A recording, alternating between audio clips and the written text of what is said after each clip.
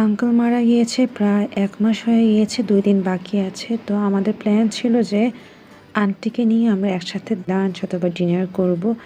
তো এর মধ্যে চিন্তা হয়েছিল যে ফারিসার এক্সাম, তো আজকে ফারিসার এক্সাম শেষ হয়েছে। তো এখন ওরা নানু বাসা যাবে আর আমরা একসাথে ফারিসাকে নিয়ে ভাইয়া ভাবিকে নিয়ে আন্টির সাথে একসাথে লাঞ্চ করব ওই চিন্তা করি।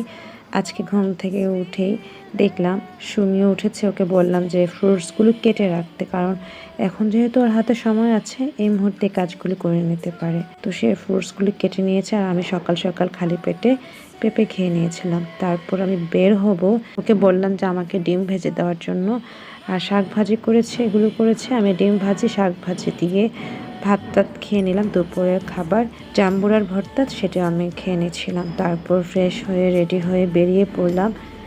প্রথমত যাব হচ্ছে গিয়ে ব্যাংকে, কারণ মার কিছু টাকার দরকার। ব্যাংকে চলে আসছি আর একটু তাড়াতাড়ি আসতে হয়েছে, 4টার সময় ক্লোজিং। তো দেখা গিয়েছে আমি 2:30টার মধ্যে চলে আসছি। আদারওয়াইজ আমি আরও পরেই বের হতাম, শুধুমাত্র ব্যাংকের কাজের জন্য একটু আর্লি বের হতে হয়েছে। আজকে যে বুধবার, তো আমার মাথায় ছিল যখন বাসায় ছিলাম, বের হওয়ার পর ওটা মাথা থেকে আউট হয়ে গিয়েছে। তো আমি ভাবলাম এখান থেকে যমুনা তো কাছে, যমুনা চলে আসি। যমুনা যখন ঢুকছিলাম দেখলাম কি যে একেবারে নিরিবিলি, তখন আমার মাথায় আসেনি যে আজকে বুধবার, যমুনা বন্ধ। তো দেখা গিয়েছে আমি ভেতরে ঢুকে গিয়েছি, আমার একটু ভোগে যেতাম বা টুকিটাকি শপিংয়ে দেখতাম। তো দেখা গিয়েছে বুধবারের কারণে যমুনা ফিউচার পার্ক মার্কেটটা বন্ধ। তো দ্যাটস ওয়াই বেরিয়ে পড়লাম। আজকে আমার কাছে মনে হয়েছে বাইরে ঝাল কিছু খাবো, একটু ক্রিস্পি গরম গরম। তো সিপিতে চলে আসছি, এসে আমি বললাম যে এটা দেওয়ার জন্য। তো আমি একটু চিকেন খেয়ে নিয়েছিলাম সস দিয়ে। তারপর তার পাশেই হচ্ছে গিয়ে চায়ের আড্ডা, অনেক দিন ধরে খাই না, আর খাবো খাবো বলে অনেক শপিং টপিং, হাতে ব্যাগ ট্যাগ থাকে, যার কারণে এখানে হেঁটে এসে খাওয়ার এনার্জি থাকে না। আজকে আমার প্ল্যানই ছিল যে আমি ফার্স্টে খাবো তারপর শপিং করব। আজকে তো মেইনলি বের হয়েছে বাজার করার জন্য, যেহেতু আন্টির বাসায় খাবার পাঠাবে মা। তো দেখা গিয়েছে টুকটাক কিছু রয়ে গেছে যেগুলো আনা হয়নি, তো সেগুলোই নিতে বেরিয়ে পড়লাম। ফার্স্ট অফ অল আমি এই যে এখানে আসছি, চায়ের আড্ডা থেকে চা নিয়ে ভেতরে আসলাম। তো চাটা নিচ্ছিলাম আর তাকাচ্ছিলাম।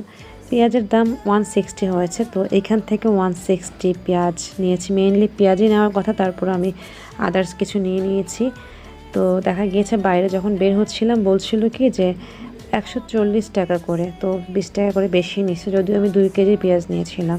যাই হোক, আজকে প্ল্যান ছিল শুধুমাত্র গরুর মাংস আর পেঁয়াজ কেনার, বিট লবণ, তারপরে হচ্ছে চিলি ফ্লেক্স, আদার্স কিছু বলেছে, চিড়া টিরা হাবে যাবে নিয়েছে। তারপর সবজির কাছে এসে বত্তা শাক এবং নাপা শাকও নিয়েছিলাম। তো যাই হোক, এগুলো নিয়ে দিয়ে আমি রিক্সায় উঠে বাসে চলে এসেছি, কারণ কালকে যাব আন্টির বাসায়। সকালে আমাদের উঠতে লেট হয়ে যায়, আবার দিন ছোট, রাতে আমরা যেগুলো রান্না করার ব্যাপার স্যাপার থাকবে সেগুলো একটু কষিয়ে রাখবো। তাছাড়া আমাদের ডিপ ফ্রিজটা নষ্ট হয়ে গিয়েছে, ফ্রিজে রাখার মতো জায়গা ছিল না। 2টা ফ্রিজের মধ্যে একটা ফ্রিজ নষ্ট হয়ে গিয়েছে, ডিপ ফ্রিজটা, যার কারণে আমরা চিন্তা করেছিলাম সবকিছু কষিয়ে রেখে দিব, সকালে উঠে পুরোপুরি রেডি করে বক্স আপ করে ফেলবো। তো যেই বলা সেই কাজ, বাসায় এসে কিছুক্ষণ রেস্ট নিয়েছি।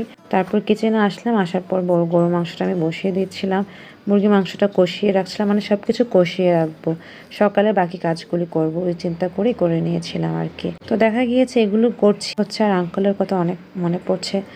আসলে আঙ্কেলের সাথে আমাদের কথা হয়েছিল সেই 1 বছর আগেই, যখন 5 তারিখের ঘটনা, তার কিছুদিন আগে কথা হয়েছিল। আজ আমাদের মাঝে আঙ্কেল নেই, কিন্তু অনেক মনে পড়ছে। আর আমি খুব অবাক হতাম, আমার খুব ভালো লাগতো যখন আমি দেখতাম আঙ্কেল আন্টি ভাইয়া ভাবি বাচ্চারা সহ খুব মজা করছে। আমি অনেক মিস করতাম আব্বুকে যখন ওনাদেরকে দেখতাম, এবং আঙ্কেলকে কেন যেন আব্বুর মতো লাগতো কিছুটা। যাই হোক, আঙ্কেলের একটা জিনিস আমার সবসময় ভালো লাগতো, সেটা হচ্ছে আজান দেওয়ার আগে আঙ্কেল রেডি থাকতো নামাজ পড়ার জন্য। যেখানে যে অবস্থাতে থাকুক না কেন, আঙ্কেল সবসময় নামাজের জন্য রেডি থাকতো, যেটা আমার কাছে খুব ভালো লাগে এবং এখন আমি এটা ফিল করি, এবং এটা আমার নিজের চোখে দেখা। যখন আঙ্কেল ওযু করে বের হতো তখন কিন্তু আঙ্কেল আমাদের সাথে ইসলামিক বিষয়ে কথা বলতো। তো এই জিনিসগুলো আসলে থেকেই যাবে মেমোরি হিসেবে। আর আঙ্কেলকে আমরা খুঁজে পাবো না, আঙ্কেল আল্লাহর কাছে চলে গিয়েছে বা আল্লাহ নিয়ে গেছেন। ইনশাআল্লাহ আমাদের সবার দোয়ায় আঙ্কেল এবং আমার আব্বু আজ আল্লাহর কাছেই আছেন, আল্লাহ ওনাদেরকে বেহেশত নাসিব করবেন ইনশাআল্লাহ। সবসময় এই দোয়াটা করি। দান সদকা আসলে সবকিছু বলা যায় না, বা না বলাটাই ভালো। সবসময় মৃত ব্যক্তির জন্য আমরা এটাই করে থাকবো। ওনাদের জন্য দোয়াটা যাচ্ছে আর দান সদকাই যাচ্ছে, আর কিছুই যাবে না। যখন থেকে এটা জেনেছি তখন থেকে আমি সবসময় আব্বুর জন্য অন্তত নামাজ পড়ি, নফল নামাজ, এবং দান সদকা তো বাইরের কথা, কিন্তু সবসময় আব্বুর জন্য আমি এক্সট্রা 4 রাকাত করে প্রত্যেক দিন আমি পড়ি। আমার এটা নিজের ভালো লাগা থেকে কাজ করে যে আমার সাথে সবসময় আমার আব্বু আছে, এটা মনে করি। আমার আম্মু এখনও বেঁচে আছেন, ইনশাআল্লাহ আল্লাহ আমার আম্মুকে অনেক নেক হায়াত দান করুক, সবসময় দোয়া করি। কিন্তু তারপরেও আম্মুর জন্য এক্সট্রা 2 রাকাত করে নফল নামাজ পড়ি, শ্বশুর শাশুড়ির জন্য পড়ি, সবার জন্য পড়া হয়। বেসিকলি এগুলো বলা হতো না, কথার রেফারেন্সে চলে আসছে। যাই হোক, কথা বলতে বলতে অনেক দূর আগিয়ে গিয়েছি। তো দেখা গিয়েছে আমার রান্নাবান্না মানে কষানো প্রায় শেষের দিকে। এদিকে সবজিগুলো কেটে রাখা হয়েছে, এগুলো সকালের কাজ। তো যাই হোক, এগুলো আমি তোমাদের একটু দেখালাম যে আজকে বেশি কিছু রান্না করিনি।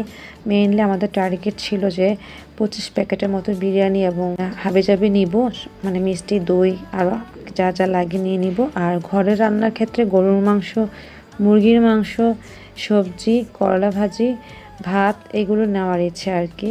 এবং সাথে মাছ ভুনাও করেছি আমি। তো এগুলো তোমরা দেখলেই।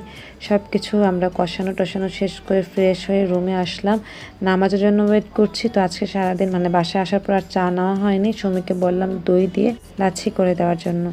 তো সুমি আমাকে দই দিয়ে একটু লেবু দিয়ে লাচ্ছি করে দিয়েছে।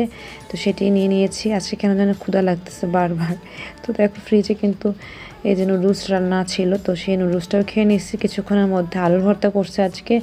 এই আলুর ভর্তা দেখার পর আর কি লোভ সামলানো যায় বলো, যেমনি হোক খেতে হবে। আর একটা ডিম ভেজে দিছে আজকে, যদিও সকালেও মানে দুপুরের দিকেও ডিম ভাজা খেয়েছে, এখনও এটা খাচ্ছি। যাই হোক, সারাদিন আজকে খাওয়ার উপরে ছিল, বাইরে তো খেলাম দেখলা।